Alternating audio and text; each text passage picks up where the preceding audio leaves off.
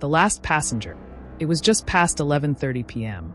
The city that never slept now seemed like it had finally dozed off. Streets were silent.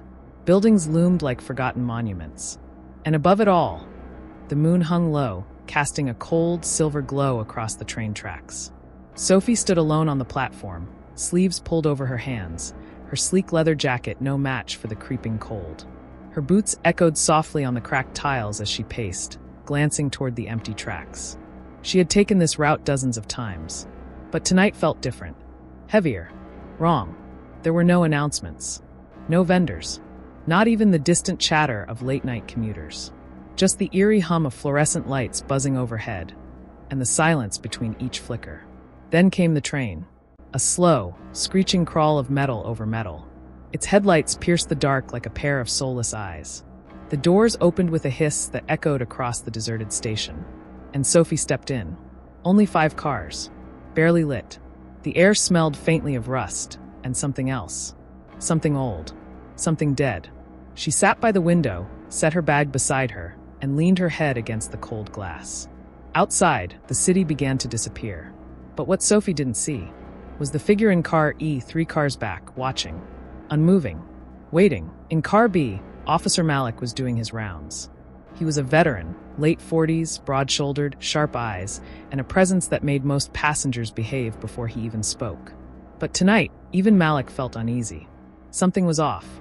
The control panel had already glitched twice. Cameras in car C were showing static. Unusual for this route. Only 3 passengers had officially boarded. Sophie, a jittery man named Alex, and an older man in a tan coat, face buried in a newspaper, eyes never moving. Malik paused near the conductor's room. He tapped the door. Locked. He brought the radio to his lips.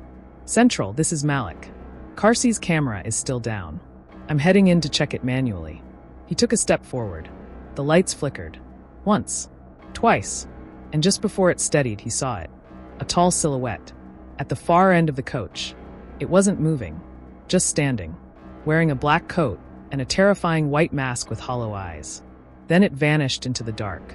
Malik blinked. Did he imagine it? No. He'd seen things. But nothing like that.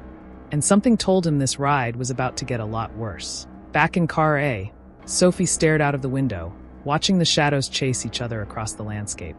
Her reflection looked tired, worn. But behind her own image, a second face appeared. Pale. Masked. Unmoving. Her heart stopped. She turned sharply. Empty seats. No one there. She stood up, clutching her bag. Was she imagining things? Her phone buzzed. Unknown number. No name. No ID. One message. You're not alone. Her stomach twisted. She looked around. The entire car was still empty. But suddenly, every sound became louder. The humming lights. The rattling floor. Her own breathing. She stepped toward the connecting door and looked back once more. And swore she saw the reflection of someone standing in her exact seat. Malik entered car C just as a scream shattered the silence. It came from up ahead, 1 car down. Sophie ran toward him, panic on her face. Something's wrong, she said. Someone's here. Alex's seat was empty. His coat still there, draped like a skin he'd left behind. His phone lay on the floor. Cracked. Buzzing. One last notification blinking on screen. You're next. Malik followed the faint trail of blood to the restroom. The door was locked. He pounded. Alex. You in there? Open up. No response. Then a slow drip.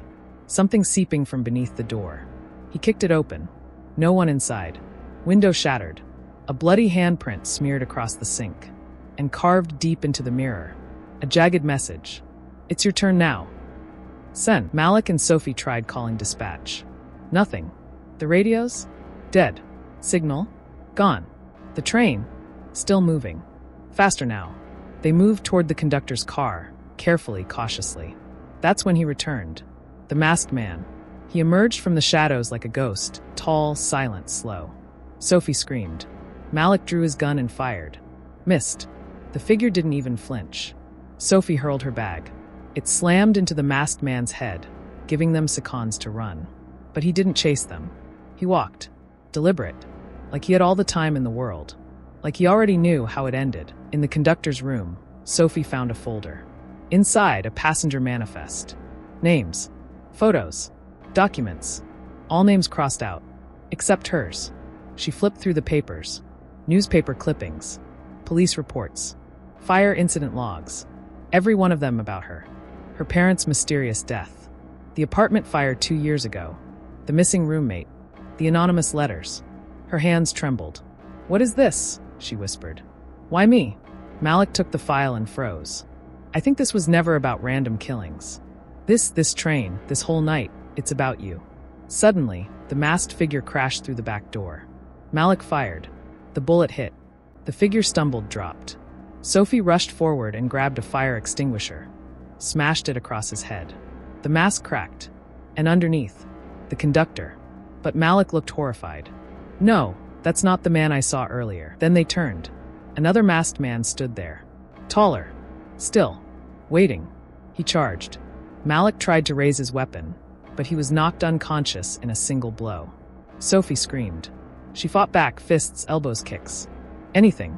She grabbed a flare gun from the wall. Fired. The burning flame hit the mask, melting it. The man howled. And beneath the plastic horror, it was Alex. Very much alive. Sophie staggered back. "But you were." He smiled wickedly. "I was never the victim," he said coldly. "You were always the final name." They clashed. Violent. Bloody. Sophie reached the emergency lever. Pulled it. The train doors opened with a howl of wind. She used everything she had. Every ounce of pain, every drop of fear. And with one last push, she sent Alex flying into the darkness. The train screeched to a halt. An abandoned station. Half-lit. Crumbling. Forgotten. Sophie stepped off. Blood stained her jacket. Her face was bruised. Her hands shook. She looked behind her. The train was empty. No police. No passengers. Just shadows behind the glass. She was the only survivor. The last passenger. But as the wind howled through the dead station, Sophie realized. This wasn't over. Because sometimes, evil doesn't kill you. It just makes sure you live. With the memory. Forever.